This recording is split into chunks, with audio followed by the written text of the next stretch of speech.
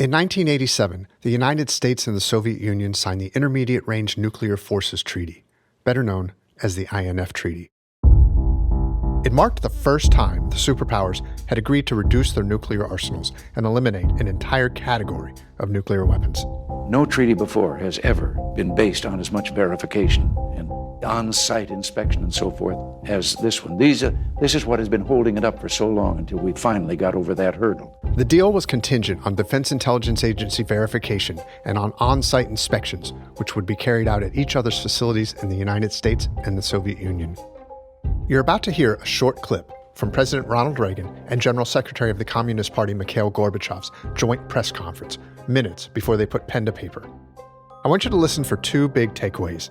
The first is the importance of DIA's support to the treaty verification, and the second is of paramount importance to history and to this very podcast. It was something rarely heard at a treaty signing, if ever at all. It's called laughter. We have listened to the wisdom in an old Russian maxim, and I'm sure you're familiar with it. Doverяй, no проверяй. Trust but verify. Но значение этого... На каждой встрече вы это повторяете. You repeat that at every meeting. I like it.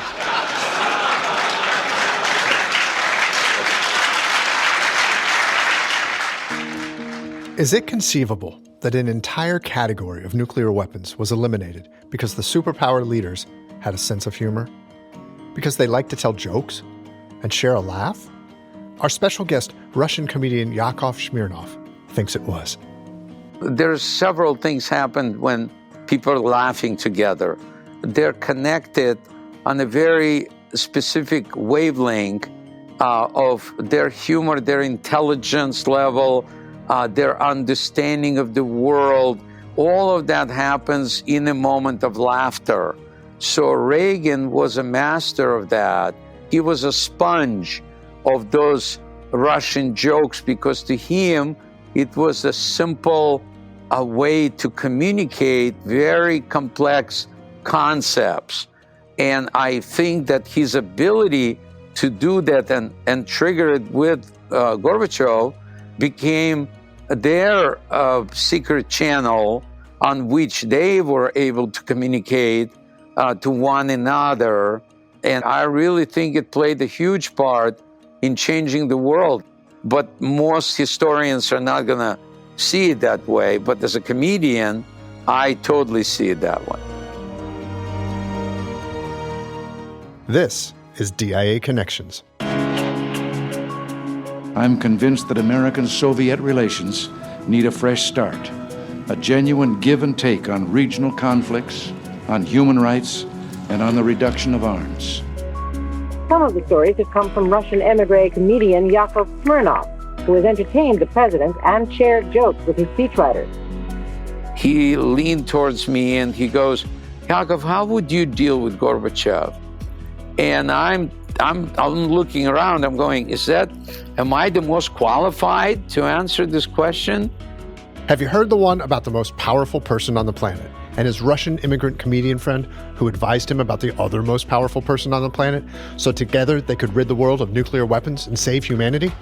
Are you ready for a good laugh? Two fellows in the Soviet Union were walking down the street and one of them says, have we really achieved full communism? Is this it? Is this now full communism? And the other one said, oh, hell no, things are going to get a lot worse. What surprises me, American people don't know we have comedy in Russia. We have comedians, they're there. They're dead. Good thing about doing comedy in Russia, you have captured audience. They're not going anywhere. Thanks for joining us on INF Treaty Part 2, Reagan and Smirnoff. We've got lots of stories and plenty of shtick. It's our second part of our discussion about overlooked, and we hope you think, entertaining stories that preceded the treaty that eliminated some of the world's most dangerous weapons, nuclear-armed warheads. And we'll talk about DIA's contribution in making it possible.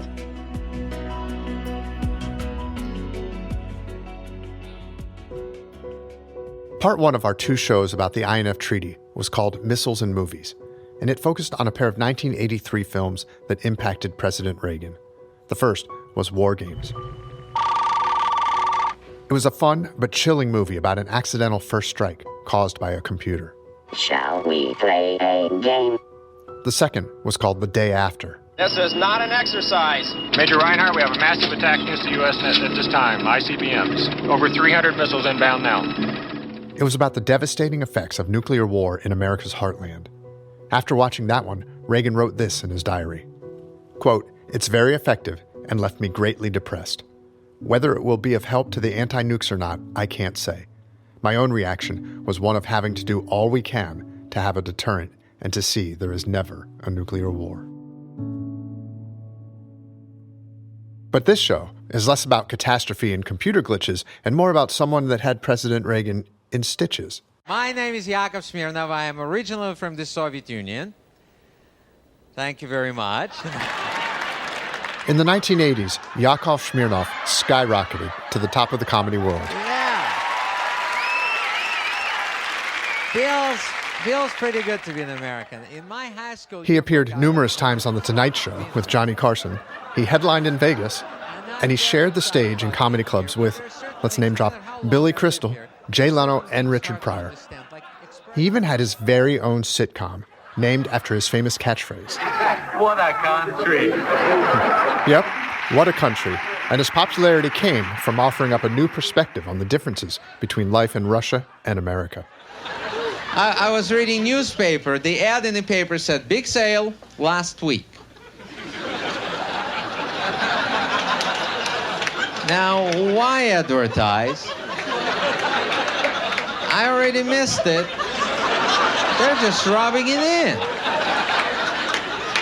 Another ad in the paper said, "We guarantee our furniture and we stand behind it for 6 months."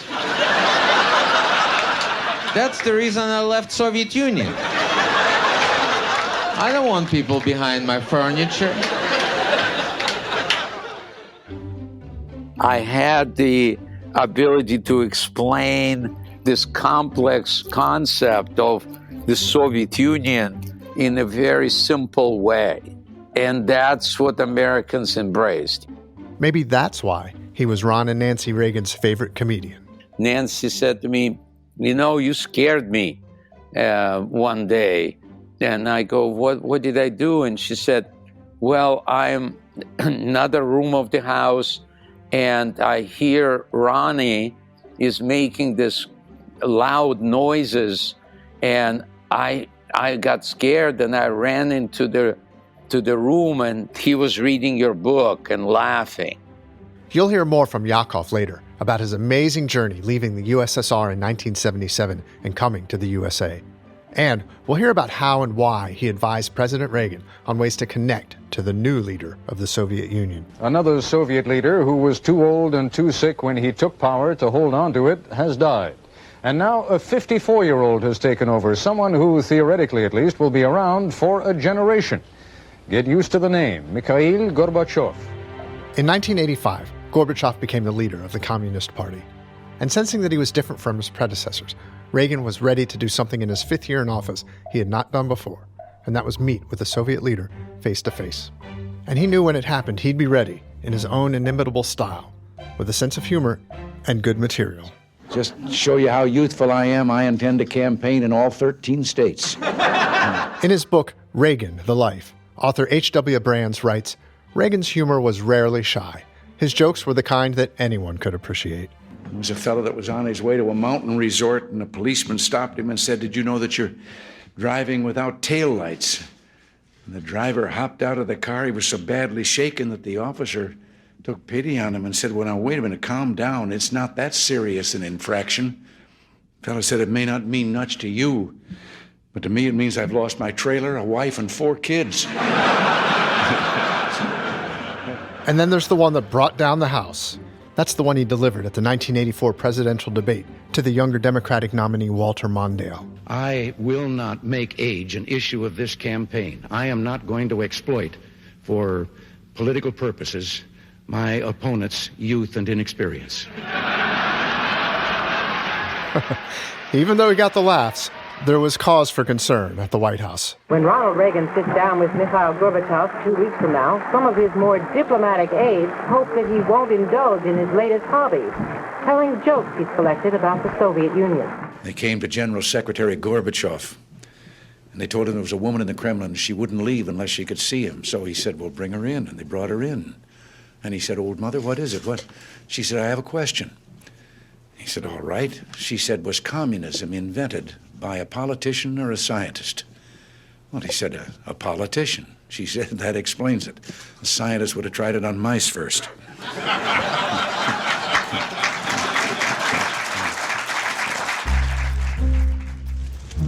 You pose again? Pose again? Can you stand there and pose again? The stage was set. Up at the top, sir. It was 1985, and the location was Geneva, Switzerland. Over here, Mr. President. Over here. It was a high-stakes, first-ever meeting of these Cold War adversaries. Shake hands. Shake hands. Shake hands. How's it going? Seems like it might not be the best time to use a joke as an icebreaker. But when you're known as the great communicator, you're probably pretty good at reading a room. So he went for it. One of these stories, the one I'm going to tell you, I told to General Secretary Gorbachev, and he laughed. The story was an American and a Russian arguing about their two countries, and the American said, look, in my country, I can walk into the Oval Office, I can pound the president's desk and say, Mr. President, I don't like the way you're running our country. And the Russian said, I can do that. The American said, you can? He says, yes. I can go into the Kremlin, to the General Secretary's office, pound his desk and say, Mr. General Secretary, I don't like the way President Reagan's running his country. Although an agreement wasn't reached this time around, one thing was clear. They really liked each other, and that led to a summit the next year in Iceland. The Secretary of State at that time was George Shultz, and he said all of the material that led to the INF Treaty was worked out at Reykjavik. But I think beyond that, they came to know each other and respect each other. These two men sort of clicked. President Reagan and fellow jokester Yakov Smirnoff clicked at their first meeting, too. Here's Yakov with DIA Chief Historian Paul Isaacson describing that first encounter. When you sat down with the president then, what was it like? Did you immediately have a rapport with him? Yes, yeah. The rapport even happened as he walked in and they introduced us. And all of a sudden, his focus was on me and mine on him. And there was nobody else. Everybody else kind of disappeared. Wow, so you really hit it off. Big time. He really liked the joke exchange. It was just like being in Odessa with my friends, cracking jokes, and one joke triggers another joke, and then you just keep going. To fully appreciate how remarkable it was that Yakov Naumovich Bolkus was dining with the commander-in-chief just 10 years after leaving his home in Odessa, Ukraine, which was part of the Soviet Union, you need to hear the backstory. Tell us a little bit about sort of the beginning of your life. Mom was a teacher. Dad was an engineer. We lived in a communal apartment. We were living with 9 other families in an apartment that was really built for one family. And most of us lived in similar condition, so we accepted that as norm. So we made jokes about it constantly, like one of the jokes I still use in my show. My mom, my dad, and I shared the bedroom till I was 26 years old.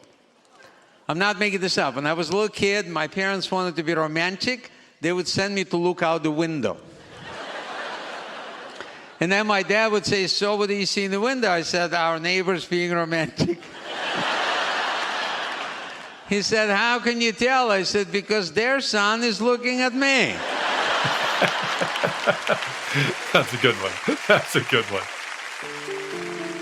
When and why did you start dreaming about coming to America? One time I woke up, I was maybe 8 years old, and I woke up because I heard static noise in our room, and I see my dad sitting next to that big radio and with his ear to it. And I said, Dad, what are you listening to? And he He goes, shh, shh, don't let the neighbors hear us. I'm listening to the voice of America. So now I sat down next to him and I'm listening, and they're in Russian, they're saying, woman's voice saying, give us you're tired, you're hungry, and you're poor. And I'm thinking, I'm qualified for that. And so he explains to me that she's this tall, stunning woman who is standing in the middle of the harbor in New York, holding a torch, lighting a way for people like me, you, your mother, someday who want to go to America.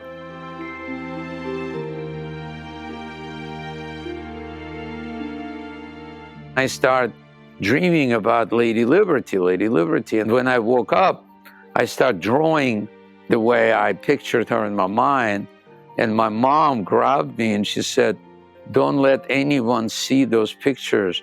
Liberty is not allowed in this country. It's a crime. We're going to get in trouble. And so that was my introduction to kind of my fascination and love romance with America. For Yakov, dreaming of leaving the Soviet Union and coming to America was about as realistic as being a stand-up comic for tourists on cruise ships in the Black Sea. Or was it? So this a strange concept, Russian comedian to Americans, sounds like oxymoron, sounds like Amish electrician. You had to submit your material to Ministry of Culture that had a department of jokes. Everything had to be approved by the Soviet government. They send it back to you censored. You have to stay with the script. You cannot improvise. If someone heckles you from the audience, you can't say, like, your mother wears army boots. Because she probably does. Despite the Soviet government red flagging his material, Yakov gave tourists plenty to laugh about. And in return, they gave him something to think about. I saw the spark in those people's eyes, and that was something that I didn't know is possible, to have that spark of freedom. That's what I called it, in their eyes, and I could see it. And in Russians, there wasn't one. Right. And so that was my hope someday to get that spark in my eyes. And so that was kind of what fueling my desire to get out. Wow. So speaking of getting out, let me ask you briefly, I mean, most Americans, I think, at that time believed that no one could leave. That's correct. Yeah, could you tell us briefly, how did you get out? How were you able to come here? Jimmy Carter was essential in us getting out, really. As long as I am president, the government of the United States will continue throughout the world to enhance human rights. He made a deal. They needed wheat. They were starving. The Soviet government made the deal with Jimmy Carter about exchanging wheat for people who wanted to leave. So my parents and I were basically exchanged for some grain. And every time I see a Wonder Bread truck, I salute.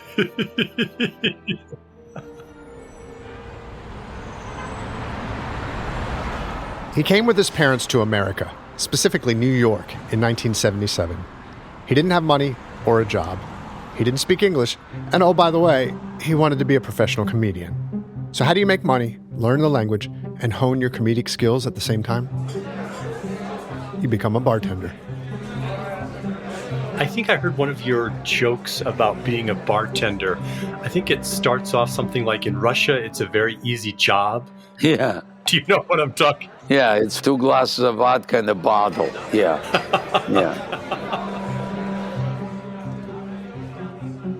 You were working hard and you started to do your comedy and you started to build a career and as a comedian.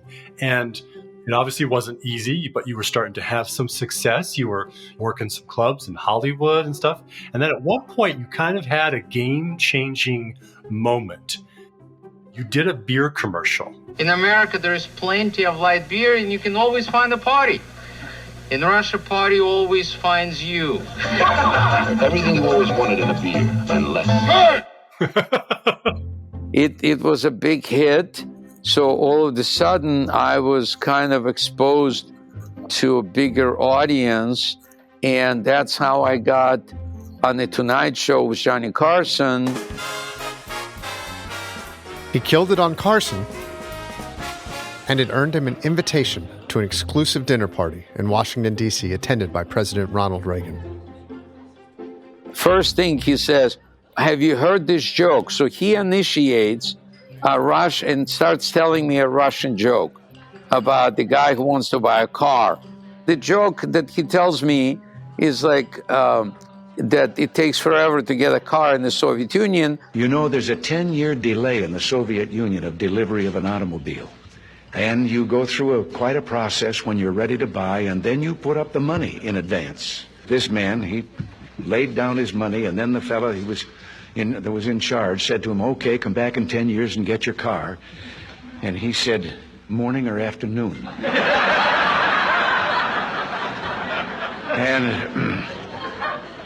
And the fellow behind the counter said, well, 10 years from now, what difference does it make? And he said, well, the plumber's coming in the morning. That's President Reagan telling me the joke. I crack up. I don't expect it to be, but it's immediately like everybody's like it was a tennis match, that everybody looks at me. Now it's I need to tell a joke. Tell us the joke you came back with to Reagan. I told him when Americans landed on the moon, that was a big slap in the face to the Soviet government. So Brezhnev called all the cosmonauts into his office and said, Americans landed on the moon, we have to land on the sun. And they said, we can't do that, Comrade Brezhnev, we will burn up. And he said, you think I'm stupid? You land at night. What was Reagan's reaction? I mean, everybody cracked up. And I was like, thank God, you know. You hit it off so well with the president that you got additional invitations in the future. Yes, yes. Tell us about what you talked about. He really liked the joke exchange. You know, we would get together. It would be like, here's another joke, you know, and have you heard this one? Then he would get more serious, and he would ask me, how would you deal with Gorbachev? Oh, so he actually asked you. He did. That was the second time I met him. He leaned towards me and he goes, Yakov, how would you deal with Gorbachev? And I'm looking around, I'm going, am I the most qualified to answer this question?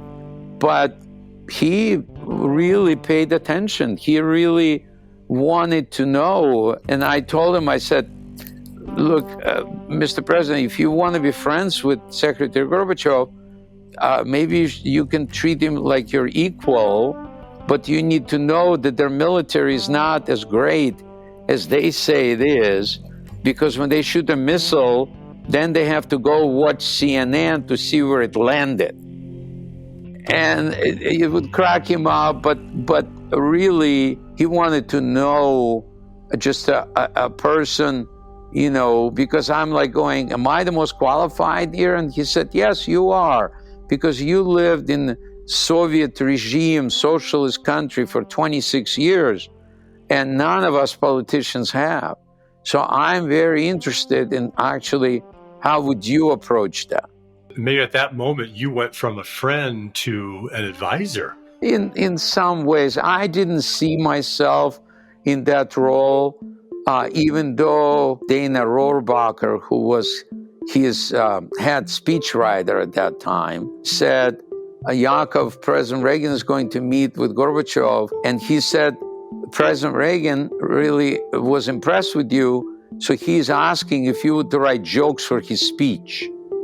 So I remember when I wrote some jokes and they liked them, and they placed them in the speech. And then Dana said, do you mind looking over the speech just to get your opinion? And so I said, sure, I'll read it. So I read it, And then they said, what's your take on that? And I said, look, it's obviously your game here, but I don't think this is the right tone. One passage of the speech originally read, "The Soviet leadership is like a dog who is growling at you and wagging its tail at the same time. You just don't know which end to believe." Yakov told them to drop it, because when Americans think of dogs, they see cuddly companions, but most Russians were too poor to keep pets. They associated dogs with police oppression. This comedian from Odessa is now influencing world politics. It's hard for me to accept that credit in some ways because I see myself as just a funny guy. But Mitzi Shore, who was the owner of the Comedy Store, she kept telling me all the way to the end of her life. She said, "You and Reagan changed the world." Reagan's head speechwriter, Dana Rohrabacher, said, "If the president's giving a speech about the Soviet Union, certainly on the list of people you'd call would be the CIA and Yakov Smirnoff."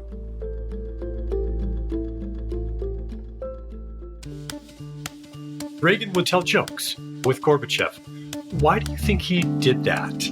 I actually had an opportunity to talk to an interpreter who was the only person in the room with Reagan and Gorbachev. I was very curious how this changed, how did the world change? And I had a hunch that had to do with Reagan's humor and ability to create laughter. I said, was there any laughter in that room? And he said, why do you need to know that? And I said, well, I'm a comedian, and I believe that there's a formula to laughter. And people think it's just humor. But actually, there's a main ingredient that they overlook, and that's when people meet each other's needs, and then they apply humor. If the needs are not met, then the humor is not going to trigger the laughter. It's just not going to happen. So they're going to butt heads. And he said, you know what's interesting? First 2 days, there was no laughter, probably because they weren't meeting each other's needs. And because Reagan was telling Gorbachev about free market economy, Gorbachev was not interested. He said, what's the point of that? And Reagan literally got up and headed for the door. But before he opened the door, surprisingly, he turned around, had a big smile on his face. He extended his hand to Gorbachev and said, my name is Ronnie. Can I call you Misha? Can we just be friends? Gorbachev laughed, and I believe that was the end of the Cold War. The Cold War wasn't over yet, but in 1989, there was a clear indication that the world and Yakov's career was about to change. Mr. Gorbachev, tear down this wall.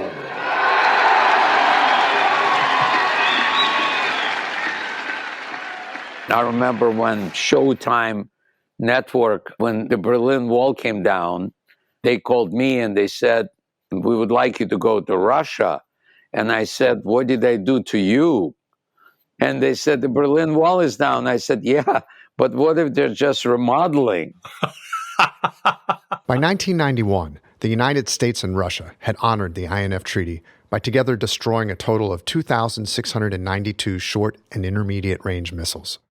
That was 1,846 Soviet missiles and 846 American missiles gone. And in 1991, Yakov learned what that meant for a career built while two countries were competing in an arms race.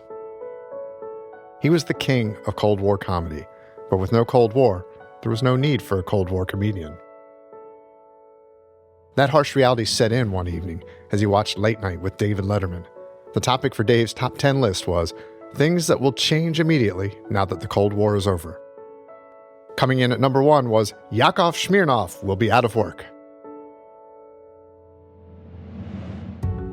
I remember I was at my in-laws' house and they're all laughing, I'm laughing, and then 6 months later, I'm not laughing because my contracts in Vegas, Atlantic City, Reno, Tahoe, none of them were renewed. I was pigeonholed by the industry, as the Soviet comedian. And when the Soviet Union is gone, there is no need for me. Yakov became a punchline, and he spent years struggling to rebuild his career. But he proved to be resilient after an epiphany, as he explains in his book, Smirnoff for the Soul. He writes, "I'm not funny because I'm Russian. I'm just funny. That is my gift, to see things through the eyeglasses of humor. It doesn't matter whether I'm looking at Russia or America or life in general. My gift, such as it is, makes people laugh." He restructured his routine and he left Hollywood for Branson, Missouri, where he opened up his own comedy theater. And we had a teacher who was not very friendly, and she said to the class, "Anybody who's not smart, stand up." And I stood up. And she said, "Yakov, you're pretty smart." I said, "I know, but I didn't want you to be the only one standing."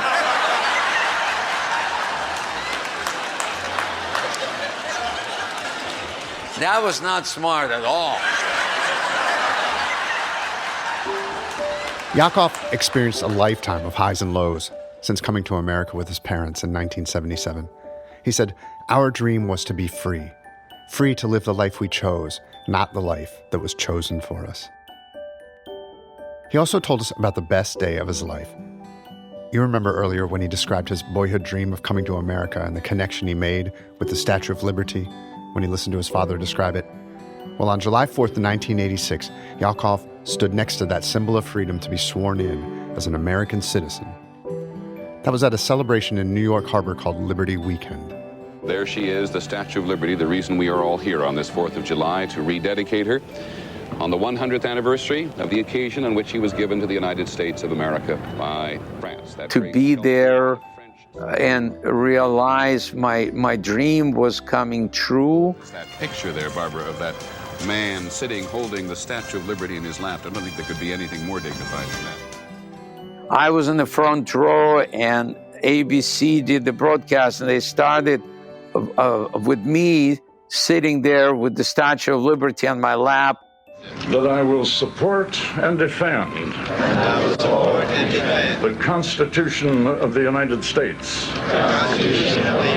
and the laws of the United States. So it was a very emotional moment of hearing those words, my fellow Americans, and recognizing he's talking to me, and feeling all of these emotions of the immigrants that came before me for Ellis Island, and how difficult it was for me to embrace the idea of leaving the Soviet Union, but recognizing that this is my home. There was a place to live.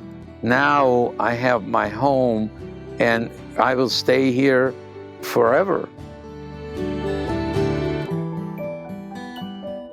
Wouldn't that be a perfect ending to a podcast? Except, for years, Russia has violated the terms of the Intermediate Range Nuclear Forces Treaty without remorse. That's former Secretary of State Mike Pompeo on February 2nd, 2019.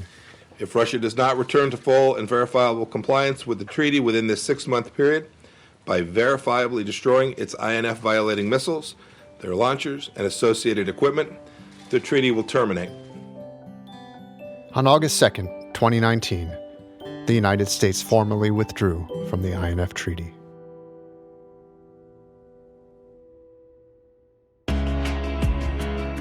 To learn more about the Defense Intelligence Agency, please check out our shiny new website at dia.mil. And don't forget to rate, review, and follow DIA Connections. Thanks for listening.